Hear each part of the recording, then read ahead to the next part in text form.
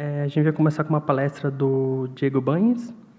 Ele é gerente P&D em eletrônicos orgânicos na empresa C100 Brasil, centro de pesquisa privada e sem fins lucrativos que investe em projetos de pesquisa básica e aplicada.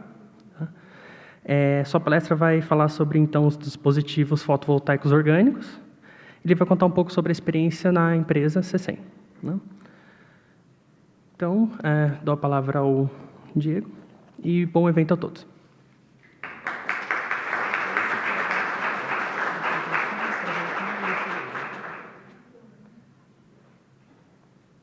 Bom dia. Eu acho que das primeiras 3 palavras você entende que eu não sou exatamente paulista. E nesse caso, se tem qualquer problema por meu sotaque, pode parar, eu vou tentar de explicar com outras palavras. O que eu vou tentar de fazer hoje é deixar mais uma ideia de o que é um OPV e também o que está tentando de fazer o C100 Brasil. E nesse caso, também uma parte do mercado que pode ser interessante para o Brasil mesmo. Eu dividi essa palestra em 6 blocos. Nesse caso, tem uma parte que eu acho que sem motivação não pode acontecer um trabalho legal. A parte do mercado, uma pequena apresentação do C100, como funciona o OPV, por deixar mais uma ideia geral. E também uma parte da PD com o que pode ser o desafio e alguma possível solução. E, afinal da conta, algum tipo de produto que estão tentando desenvolver. É claro que o problema da energia mundial é um problema que faz sentido por cada pessoa. Eu acho que esse gráfico vai a clarificar muito bem como é a situação agora. Nesse caso, temos um quantitativo de reserva não renovável que, como todo mundo sabe, é muito limitada. Mas o problema pior é que também não é só a reserva de energia, mas é também o tipo de poluição, o tipo de efeito estufa que vai deixar todo esse tipo de combustível. Nesse caso, é claro que precisa uma solução no próximo futuro, em verdade já agora, por tentar ter um mundo no próximo futuro melhor do que temos agora. E no lado da energia não renovável, é claro que com esse tamanho acho que fica muito claro a potencialidade do Sol.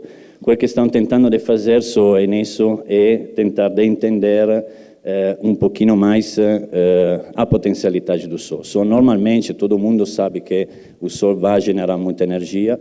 Eu acho que esse projeto, não sei se você tem tempo, pode ver esse tipo de projeto, é chamado Desertec.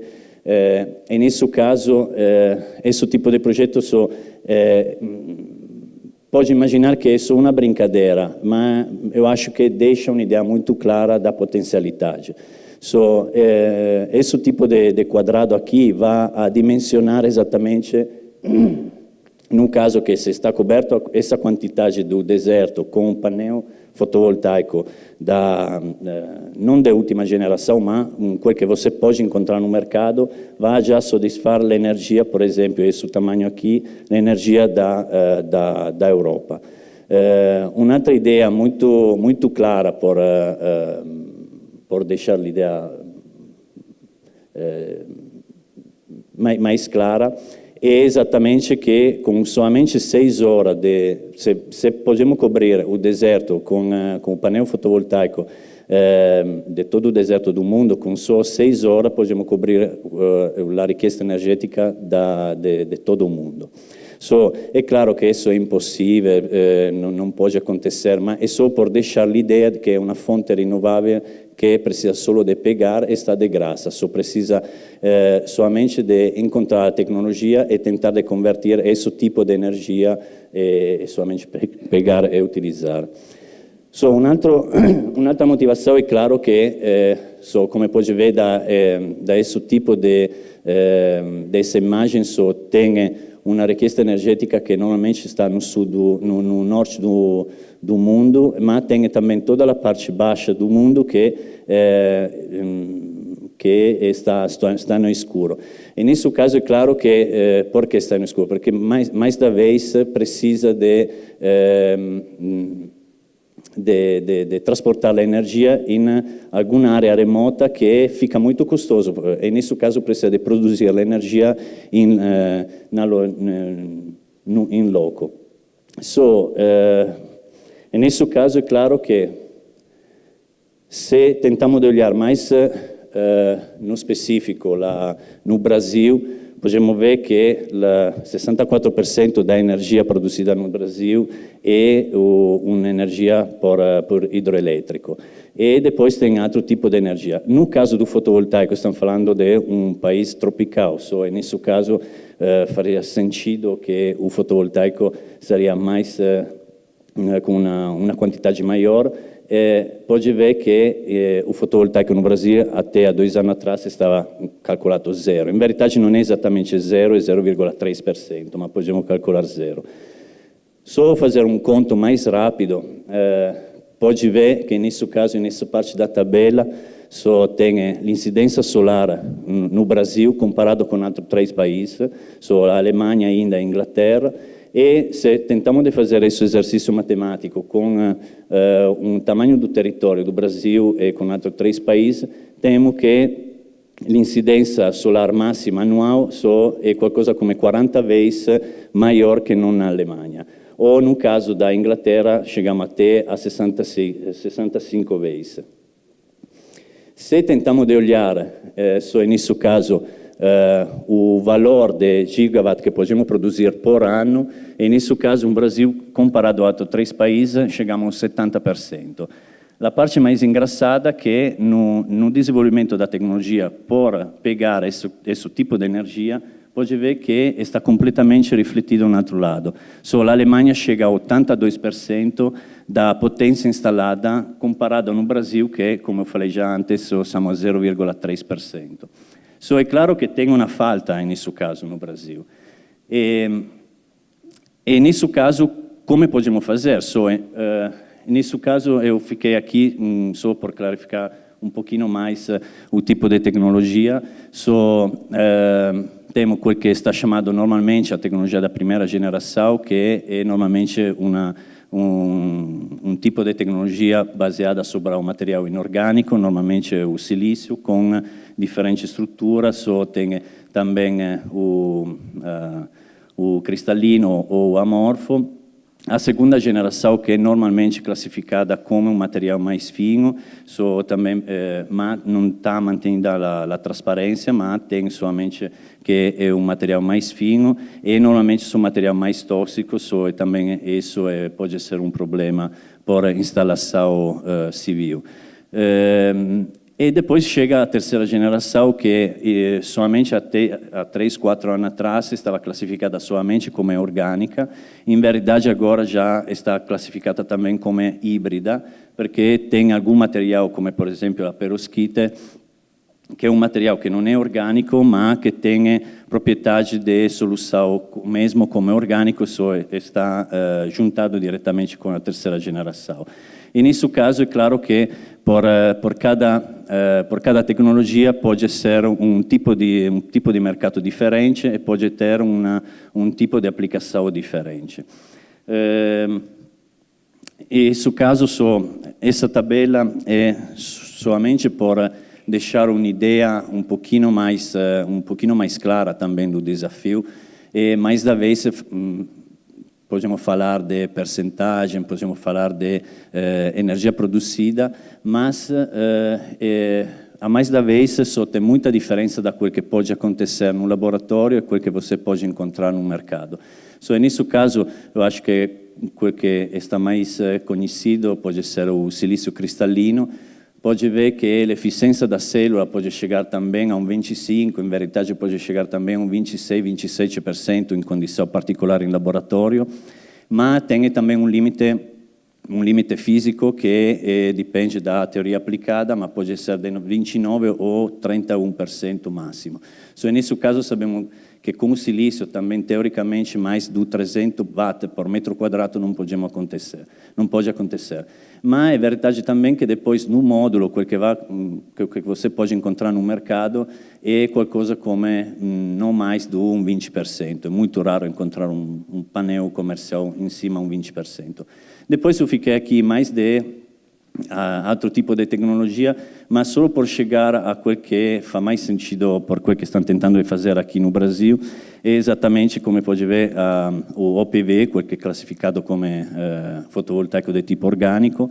È chiaro che in solo 10 anni foi feito un passo molto in frente, iniziò da 0% e agora chegamos a célula em cima a 12%. E claro que tem ainda um desafio muito grande em cima ao valor de eficiência do módulo. O módulo, estão falando de 3,5% de produção, é claro. Claro que isso é um problema comparado se tentamos de comparar esse tipo de tecnologia com outro tipo de tecnologia, como pode ser o silício, porque nesse caso agora fica muito mais barato, tem uma eficiência maior, tem um tempo de vida maior.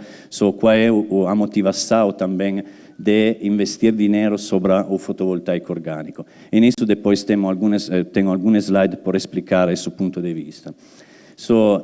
O primeiro ponto de vista é claro que com o silício estamos falando que podemos produzir energia, mas é limitado a esse tipo, só podemos gerar energia, só fazer usina e gerar energia. No caso do PV, até agora, é mais uma integração. Nesse caso, o que podemos fazer é integrar diretamente no prédio, integrar diretamente na superfície. Nesse caso, ou seja, tentar de energizar a superfície. O conceito final seria que, afinal da conta, o usuário não vê que tem uma superfície que está gerando energia. A diferença do silício, que tem um core bem definido, não tem transparência, e nesse caso, cada vez que você vê um painel de silício, você diretamente sabe que está gerando energia. No outro lado, é uma completa integração que você não vê mais esse tipo de geração, está completamente integrado. Eu acho que também o arquiteto fica muito feliz sobre isso. Outra ideia, eu vou um pouquinho mais rápido sobre a parte do mercado, porque eu gostaria de deixar com você mais informação sobre o lado técnico. No caso, depois, Bruno me falou que temos também uma mesa rotonda, no caso, podemos entrar mais no assunto, no bate-papo. Só por deixar uma outra ideia que eu acho que pode ser interessante, é o valor do mercado. Você pode pegar o silício, o painel do silício, que no final do ano 70 ficava a um preço que estava em cima dos $70 por watt produzido. Até agora estão falando de poucos centavos, mas precisou qualcosa como 30 anos, 25 anos. A diferença do PV que já vai iniciar a um valor que é muito parecido ao valor do silício. Tentando de fazer uma projeção de o que pode acontecer nos próximos anos, é claro que o que está esperado daqui a 10 anos é qualcosa como chegar a um valor exatamente parecido, se não menor, ao valor do watt produzido do silício. Como podemos explicar isso? Isso tem muita explicação. Uma, porque se você vai tentar de fazer uma empresa de construção por fazer painel de silício, estamos falando de um investimento de $1 bilhão por a produção. E nesse caso, com a tecnologia da eletrônica impressa, estamos falando de pouco decine de $1 milhão. E nesse caso, o custo de produção inicial fica muito mais baixo.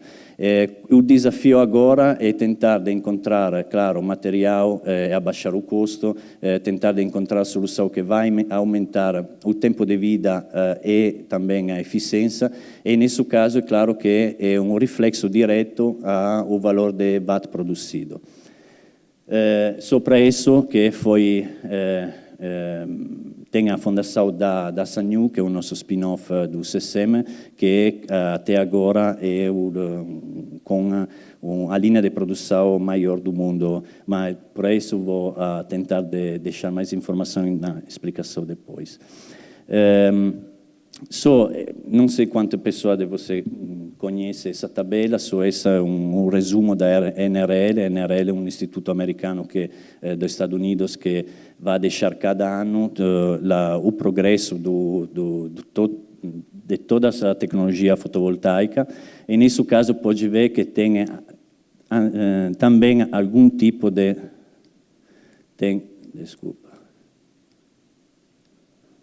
Tem também algum tipo de tecnologia que pode chegar perto de uns 50%. E nesse caso estamos falando de painel com multicamada, com tecnologia muito avançada para tentar de encontrar a melhor eficiência, e nesse caso estamos falando de custo enorme. Normalmente esse tipo de painel está aplicado por a indústria aeroespacial, nesse caso você sabe que por cada quilo enviado no espaço, na estação orbital, estamos falando de 10 a 15 mil dólares por quilo. E nesse caso, é claro que cada quilo que eu vou enviar precisa de ter um benefício direto. Não faz sentido enviar painel que tem eficiência muito baixa, se não tem um peso muito baixo. Essa também é a justificação, mas normalmente isso é produção de painel que tem um mercado muito bem específico. E nesse caso, estamos falando que por aplicação mais civil ou industrial, estamos falando de mais percentagem aqui no raio do 20%.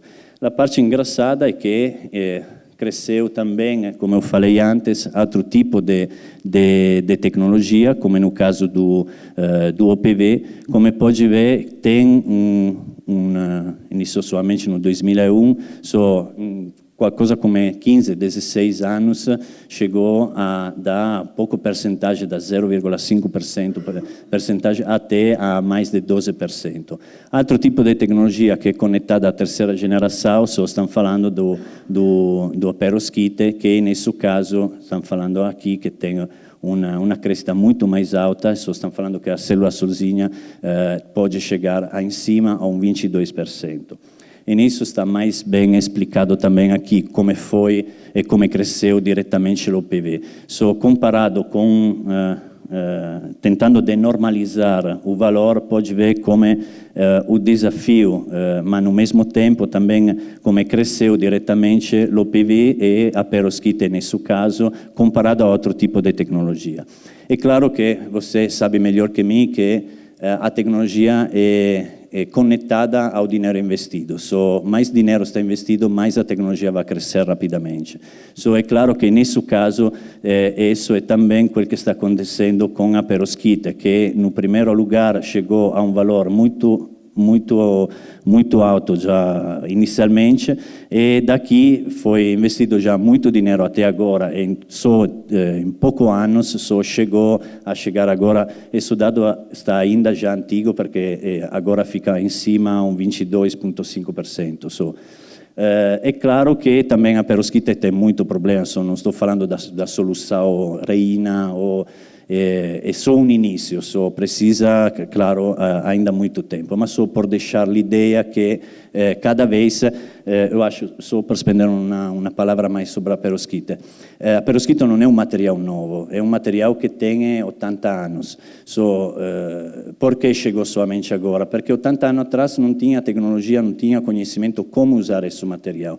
Com a ideia da OPV, com um material orgânico, todo o estudo da fluidodinâmica também, por impressão de material orgânico na química, chegou que a perovskite pode ser utilizada usando o conhecimento da impressão da OPV. Nesse caso, cada tecnologia é conectada também a outra tecnologia. O CECEM Brasil. L'idea, CECEM Brasil, esse ano tem um aniversário de 10 anos.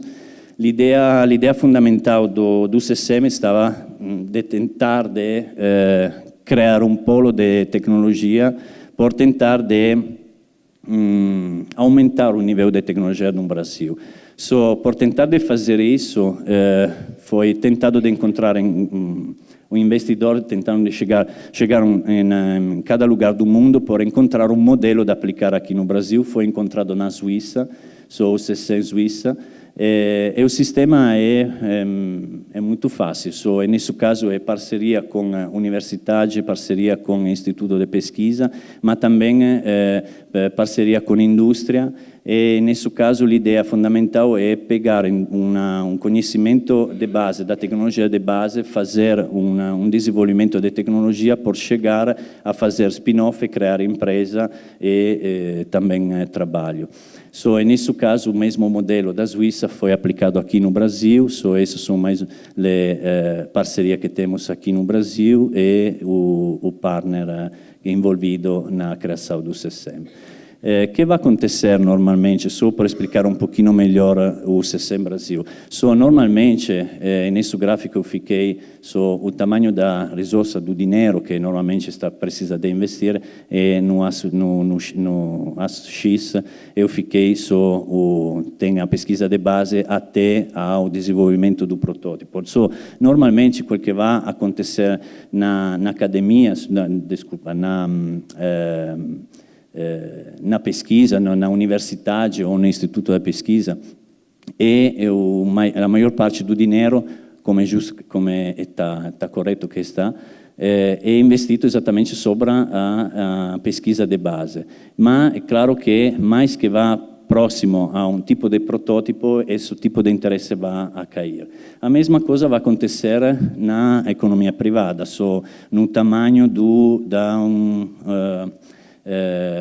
na indústria, nesse caso a totalidade do dinheiro normalmente está investido diretamente só no protótipo e no desenvolvimento.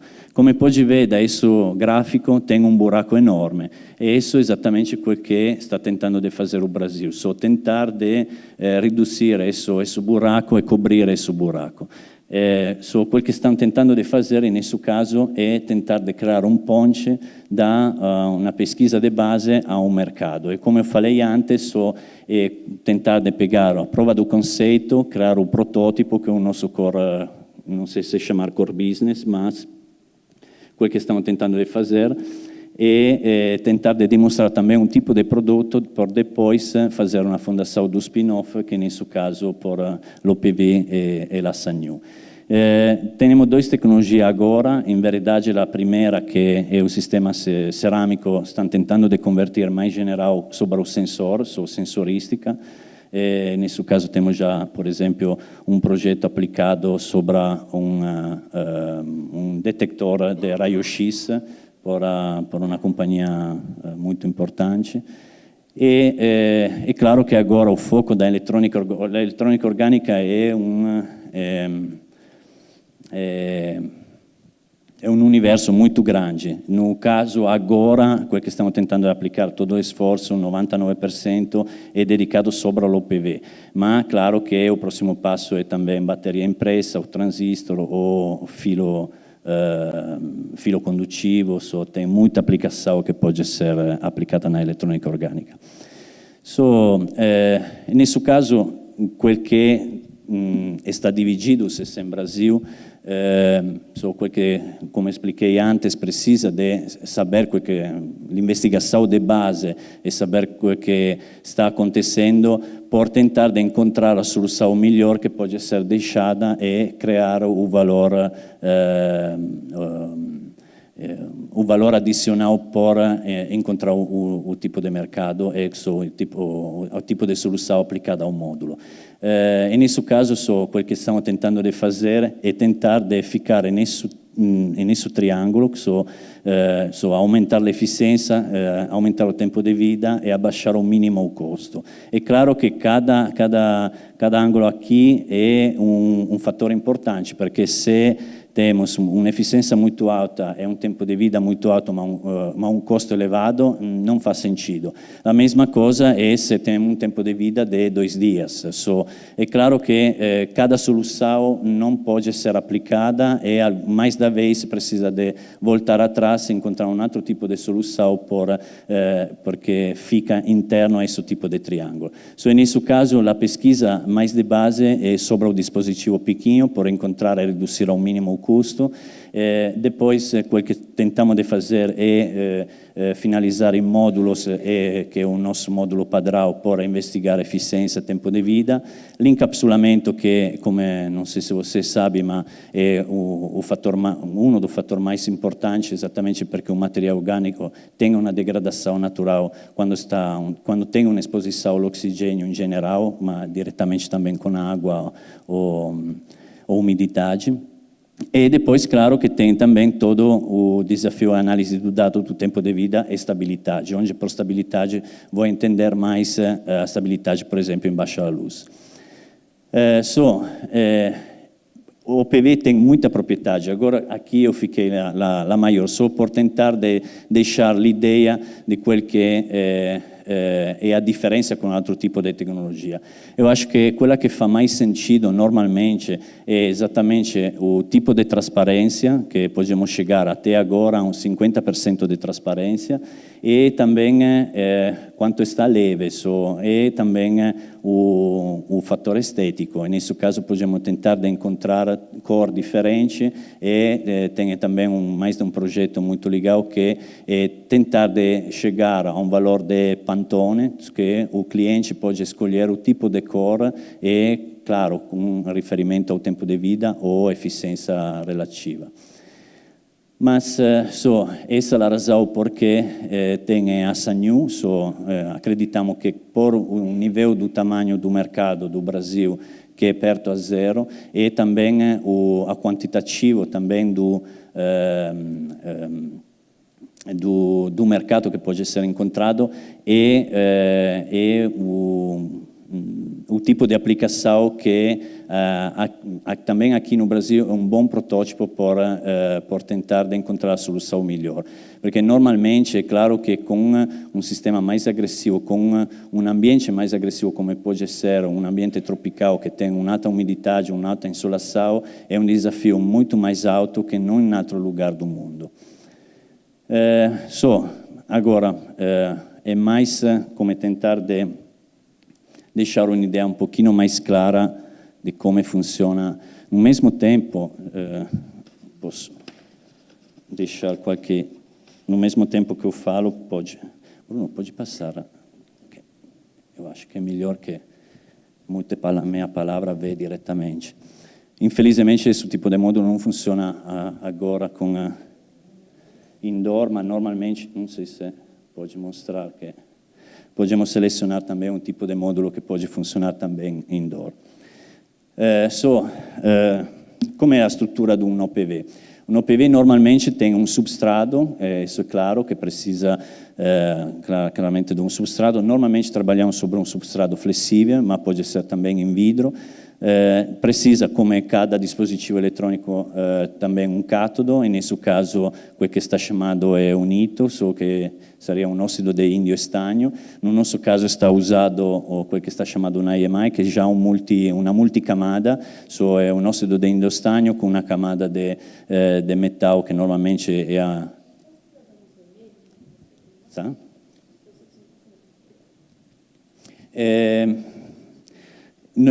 O desafio maior por esse tipo de camada é exatamente que precisa a mais alta transparência e a mais alta condutividade. E nesse caso, com esse tipo de material, chegamos mais ou menos a 88-90% de transparência. Depois precisa quel que está chamado ETL, normalmente, uma camada de transportador de eletrões. Precisa da camada ativa, que é normalmente uma mistura de doador-aceptor, ou pode ser também o que está chamado um ternary blend, uma mistura com 2 doador ou 2 aceptor. Aqui eu fiquei só um exemplo, mais ou menos. Em cima precisa quel que está chamado HTL, um transportador de buraco, e depois fechado com um ánodo que pode ser, por exemplo, de prata. Como dispositivo podemos conectar. Se todo o material tem um nível energético correto, podemos tentar de colecionar diretamente o eletrone buraco e criar a corrente elétrica. Eu acho que agora tem um vídeo que...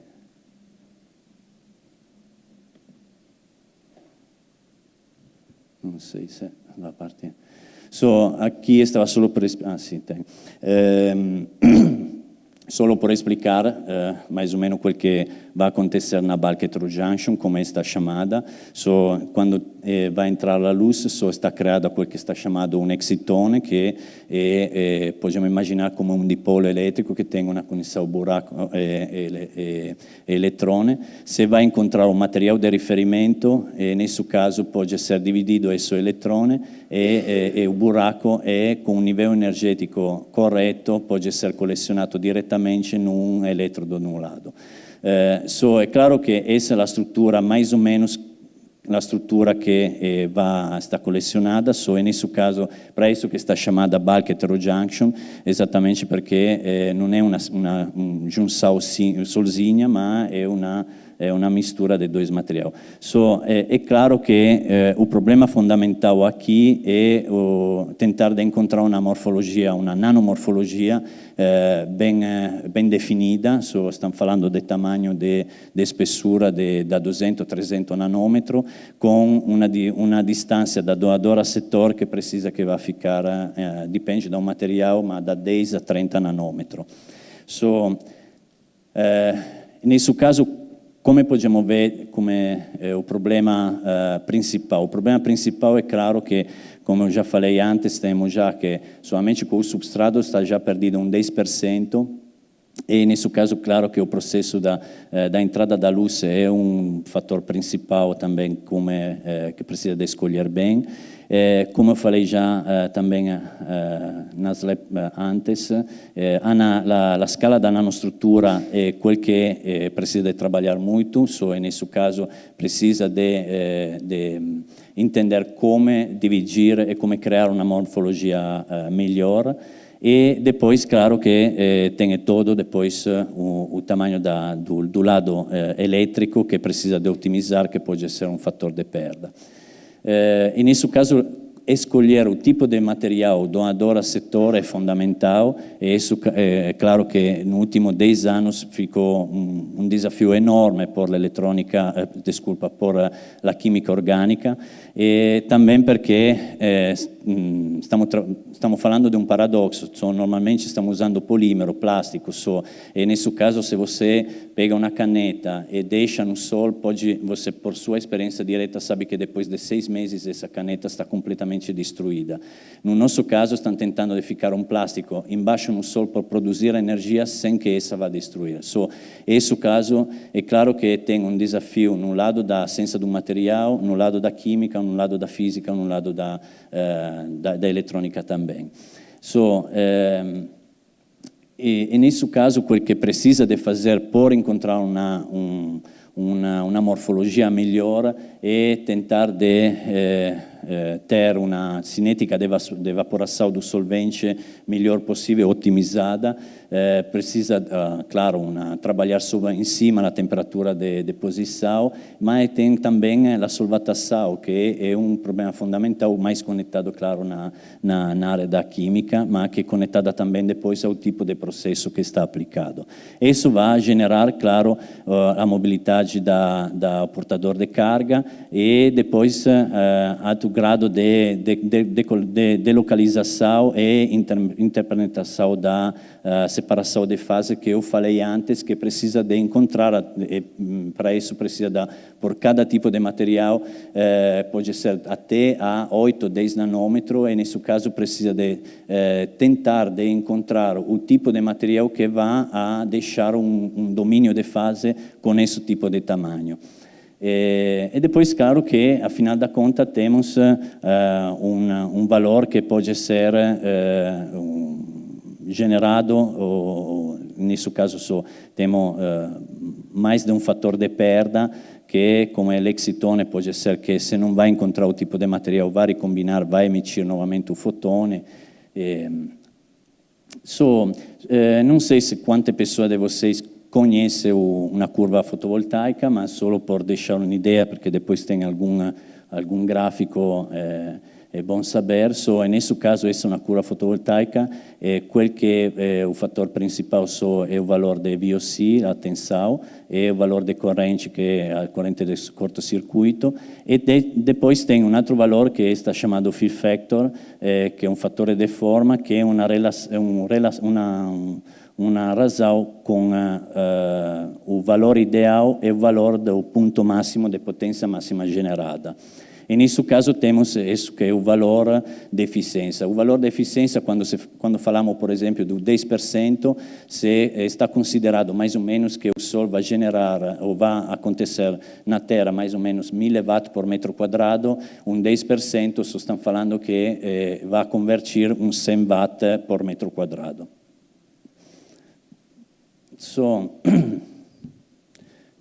Tenho ainda tempo?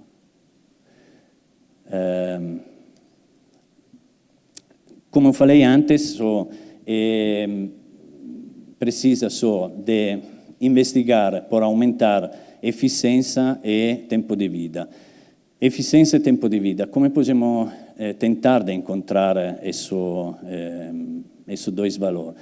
É claro que tem um desafio que, da um lado, é do lado da química, e, do outro lado, como falei antes, também do lado do processo. Depois tem algum exemplo para explicar o que estou falando agora. Mas, nesse caso, tem um ponto de junção da química e o processo, que normalmente é o que podemos ver diretamente, que é a formulação. Nesse caso, encontrar uma formulação boa não é só do lado da química, não é somente do lado do processo, mas é um compromisso das dois. E nesse caso pode ser que o melhor material do lado químico é super legal, mas do outro lado é impossível processar, porque pode ser que não está ainda solúvel ou que tem algum problema de temperatura conectado a outro tipo de material. Nesse caso, é claro que por a formulação precisa trabalhar em cima ao material e em cima ao parâmetro do processo. E sobre o material, quel que estão falando por a camada ativa, o acetor, o tipo de solvente e o doador, por tudo o que foi explicado também antes. E no caso do parâmetro, quel que podemos trabalhar em cima por modificar esse tipo de morfologia é exatamente a velocidade, o tipo de concentração que tem a nossa formulação e o tipo de temperatura. Depois, em verdade, agora está muito resumido. Em verdade, tem também uma rampa, como eu falei antes, a cinética de evaporação do solvente é também fundamental e, nesse caso, é muito conectada ao tipo de velocidade, ao tipo de temperatura que pode mudar no tipo de processo. O problema é que agora estão falando no lado da amostras pequenas. No lado da amostras pequenas, podemos otimizar tudo, camada por camada, o tipo, não tem muito problema de encontrar o tipo de formulação. A formulação é fundamental, mas podemos adaptar e encontrar a solução melhor. Tem normalmente isso que o ánodo está por evaporação, nesse caso não tem problema, por exemplo, do estresse mecânico que pode acontecer com uma prata em pasta. Quel que tentamos de fazer é depois pegar toda a informação da uma amostra pequena por tentar de reproduzir no nosso roll-to-roll da pesquisa. E, nesse caso, é uma estação sozinha. O que vai acontecer? Que já nessa passagem, aqui eu fiquei só um exemplo, mas aqui, se vai mudar, por exemplo, a viscosidade ou o peso molecular do polímero, não tem muito problema. No caso que já vai mudar a viscosidade do nosso polímero, já podemos ver diretamente que tem um problema, não muito sobre a eficiência, mas em cima a quel que está chamado yield, a reprodução na produção. No caso, é claro que essa é uma estação sozinha. Por cada camada podemos otimizar o tipo de velocidade, o tipo de temperatura, e por cada camada podemos deixar otimizar o tipo de processo. O que vai acontecer na produção? Na produção temos, essa, como eu falei antes, é uma linha de produção mais grande do mundo até agora. Estamos falando de 35 metros em linha, dividida por 5 estações. nesse caso são 5 estações, cada estação por cada camada, e nesse caso já o primeiro problema é que não podemos mudar velocidade, só por cada camada precisa de chegar à mesma velocidade. E nesse caso, todo o que foi encontrado até ano passado como otimização, precisou de voltar novamente atrás, encontrar nova solução por encontrar um novo tipo de solução por a mesma velocidade por cada camada. Isso é só um exemplo muito simples por deixar a também da complexidade do scale-up que vai acontecer. Aqui só tem algum exemplo de pesquisa. Por exemplo, nesse caso, foi uma parceria diretamente com a ANCHEMI, que é a aplicação, por exemplo, da nanopartícula. A nanopartícula tem propriedade muito boa. Aqui está, eu acho, muito bem demonstrado que com a introdução da nanopartícula tem um aumento de eficiência conectada. Aqui só por explicar mais ou menos só esse valor médio, assim, o valor máximo e mínimo. Isso depois o que está chamado um annealing, só quando tem uma ricotura depois que você tem um módulo fechado. Pode ver que diretamente tem um benefício direto com l'introdução da um tipo de nanopartícula, mas pode ver diretamente também que o fill factor, quel fattore de forma que estava falando antes dessa conversão, que é o ponto fundamental porque é o ponto de valor máximo de geração de potência da nossa geração de watt que estão falando, mais está introduzido e mais vai piorar.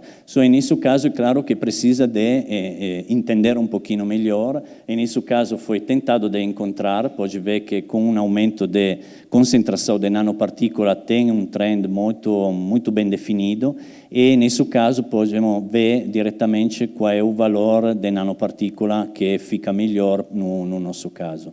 E também que vai acontecer que com uma concentração, nesse caso de um óxido de tungsteno, tem um trend muito bem linear, mais tem concentração, mais a corrente vai aumentar. Mas da slide antes, pode ver que no outro lado, desculpa, acho que fica melhor aqui, nesse caso podemos ver que a corrente vai sair com um aumento de concentração e o fill factor vai a cair diretamente com aumento de concentração. Nesse caso não é que a nanopartícula é a solução final, mas vai com certeza a aumentar, nesse caso, a nossa eficiência. E, afinal da conta, foi escolhido que isso foi o melhor compromisso. O que vai acontecer? Que no estudo mais aprofundido, isso não foi somente um valor de eficiência que aumentou, mas tinha também um tempo de vida, nesse caso, um pouquinho melhor, e também a estabilidade da luz, que é um problema fundamental para o nosso tipo de aplicação. No caso como já eu tentei de explicar um pouquinho antes, no caso do processo, isso é o esquema mais geral de como funciona uma máquina rolo-rolo. Nesse caso, como pode ver, tem qualcosa como 32 parâmetros que podemos trabalhar em cima. Tem também a pressão da seringa, tem quanto é a temperatura da conexão com a seringa, desculpa, essa é a cabeça da impressão, a seringa, a velocidade do vazamento, tem a distância também que vai criar um menisco diferente, o tipo de concentração, o tipo de velocidade, o tipo de esquentamento do rolo aqui, do backing roll, a velocidade. Afinal da conta, são 32 parâmetros e cada parâmetro vai deixar uma estrutura, uma morfologia, uma nanomorfologia diferente, e também o problema que agora eu não entrei, mas tem também a adesão da camada com camada e o tipo de material. Nesse caso, pode ser que o material é super legal, mas o processo está errado, e nesse caso você não tem bom resultado. Para isso que eu tentei de explicar antes é uma combinação de conhecimento de química e de processo que precisa de juntar, mas quel que vai faltar depois e também a experiência do operador não vê diretamente como é a formação do filme. Eu acho que isso para mim é uma slide muito legal, solo por explicar qual é o significado dessa slide. Aqui é o número de amostras, isso foi imprimido 30 metros linear, depois por cada metro foi cortado nosso tamanho da amostra padrão por la pesquisa são 3 centímetros por 10 centímetros. Nesse caso, cada ponto é uma amostra de 3 centímetros e esses são pontos sequenciais. Foi uma impressão de 30 metros e cortado cada 3 centímetros e feito um módulo e medido. E nesse caso pode ver cada parâmetro. Eu perguntei de fazer isso exatamente por ter uma ideia da linearidade, da uniformidade do nosso coating. Nesse caso pode ver, por exemplo, a corrente que ficava um valor muito bem linear, chegou depois de 30 amostras que aumentou e depois desceu novamente. Normalmente a VOC é um valor de referência porque não muda muito, se não tem qualquer problema muito grande na intercamada ou na interconexão na camada ativa. E depois pode ver como a eficiência é mais sujeita também ao F factor, que podemos ver aqui. Nesse caso, aconteceu qualcosa aqui, nesse tipo de... Depois a amostra 35 até a 45, 50 também. Mas a corrente mudou e tinha um valor mais alto. Isso ficou, para mim, que estava um pouquinho muito estranho. Eu tentei de entender um pouquinho mais porque tinha essa variação. Depois, isso foi medido depois de 4 ou 5 dias. Eu tentei de olhar o que aconteceu 3, 4 dias antes. Eu vi que isso aconteceu mais ou menos que estava às 10h30 da manhã. E exatamente às 10h30 da manhã chegaram 4 visitantes. 4 visitantes entraram na câmara limpa e isso mudou completamente o tipo de nanopartícula, tipo de umidade, temperatura também. Isso abriu o meu olho também sobre a sensibilidade também do processo. E isso pode ver que, claro, que na pesquisa isso pode acontecer, podemos cortar, ficar no lixo. Mas pode imaginar isso por uma produção. Afinal da conta, você tem metros que precisa de ficar no lixo somente porque tinha 4 visitantes. É só por deixar a ideia da sensibilidade também do processo conectado diretamente, não somente ao processo ou ao tipo de material. É claro que depois tem também outro tipo de parâmetro que precisa de olhar, como por exemplo alinhamento, outro tipo de uniformidade da intercamada e como pode ver aqui tem diferença nesse tipo de impressão. Outro ponto fundamental é o tempo de vida.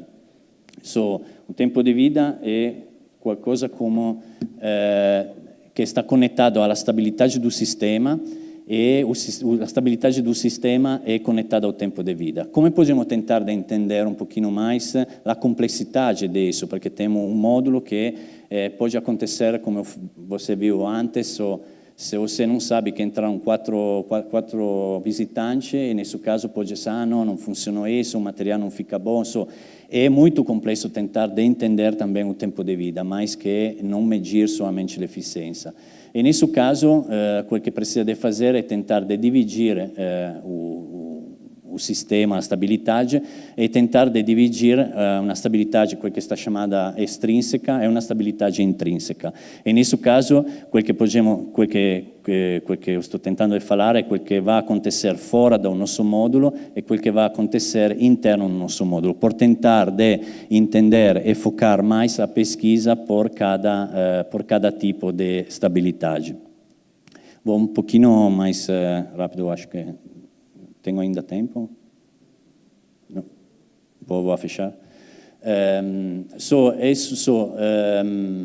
Isso foi também desenvolvido também um software com uma colaboração com o MIT de Boston, eu puxei muito sobre isso, exatamente por tentar de entender um pouquinho mais sobre a degeneração, como vai morrer o nosso módulo em condição natural.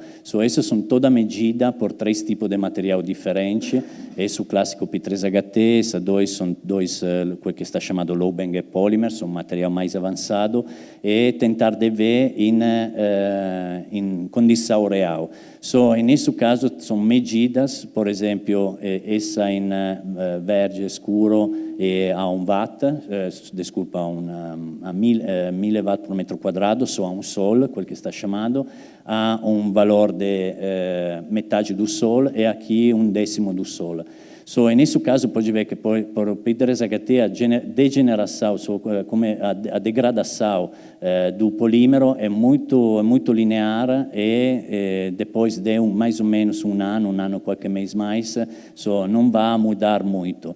Já você pode ver com a metade do sol é muito mais linear, l'inclinação do trend mais ou menos é isso. Mas se você vê que com uma luz mais pequena, estamos falando de low light, a baixa intensidade da luz, fica que vai, nesse caso, a crescer.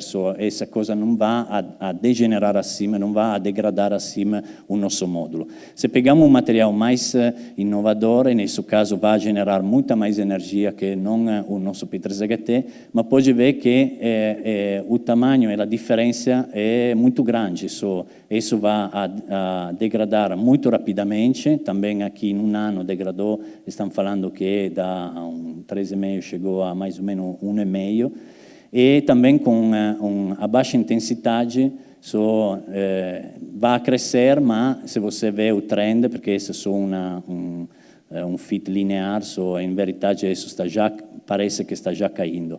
Se tentamos de ver, por exemplo, um outro tipo de material, que nisso é um material muito legal porque tem até uma transparência de 50%, onde tem uma quantidade de absorvimento muito mais perto all'infravermelho. Nesse caso pode ver que depois de mais ou menos, aqui não é, são mais ou menos 6 a 8 meses, em verdade é muito mais linear e também não tem uma variação da 1 watt a 1/10 de watt. Nesse caso, isso parece um material muito mais estável em cada condição, sem uma específica condição. Vou fechar? Eu tenho muito mais slide do que precisava do tempo, mas estava só por deixar uma ideia. Por exemplo, nesse caso, na estabilidade, cada solução é encontrada. Por exemplo, nesse caso, temos um material que é um PCBM normal, mas, por exemplo, tem outra solução por exemplo, um novo polímero com o clássico PCBM, pode ver que tem uma instabilidade da luz muito grande, depois de 30 horas vai já a perder o 20%. Nesse caso, precisa de encontrar uma solução por reduzir. Pode ser, por exemplo, trocar o A-setor. O A-setor, nesse caso, vai ficar muito mais linear e, nesse caso, podemos aumentar um pouquinho mais. Qual é o problema? Que essa solução não pode ser aplicada na indústria. Por quê? Porque o PCBM, estamos falando de uns $150 por grama, com uma comparação do PC70BM, que chega a $1.000 por grama. Isso é impossível de aplicar. Nisso foi tentado de encontrar um novo tipo de A-setor, foi toda uma parceria com um outro instituto dos Estados Unidos, e como pode ver já melhorou muito e aconteceu uma linearidade melhor e nesse caso foi encontrada uma solução diferente e muito mais barata que uma solução mais rápida que foi encontrada no mercado antes. Nada, tem somente un'altra parte isso, que essa é uma parte mais inovadora. Eu acho que, nesse caso, pode ver o absorvimento do PCBM misturado, por exemplo, com P3HT e, no caso, com um novo tipo de não fullereno, quel que está chamado um setor que não é um fullereno, mas é um novo tipo de molécula pequena que tem também um valor de absorvimento. E, nesse caso, pode ver que l'assorbimento do P3HT com PCBM é muito mais limitado que não nesse caso. E não para isso, exatamente, que esse tipo de pesquisa e desse tipo de aplicação podemos encontrar com material P3HT que normalmente você vai encontrar performance muito limitada a 2%, podemos chegar em cima a 5%. So, nesse caso, é uma aplicação que pode generar e reduzir o valor do mercado, o valor de custo do mercado muito e generar. So, também a linearidade com o nosso, eu acho que isso faz sentido por todo mundo, como é o desenvolvimento dos nossos módulos, so, da pesquisa de base até chegar à produção e o tamanho da nossa dimensão.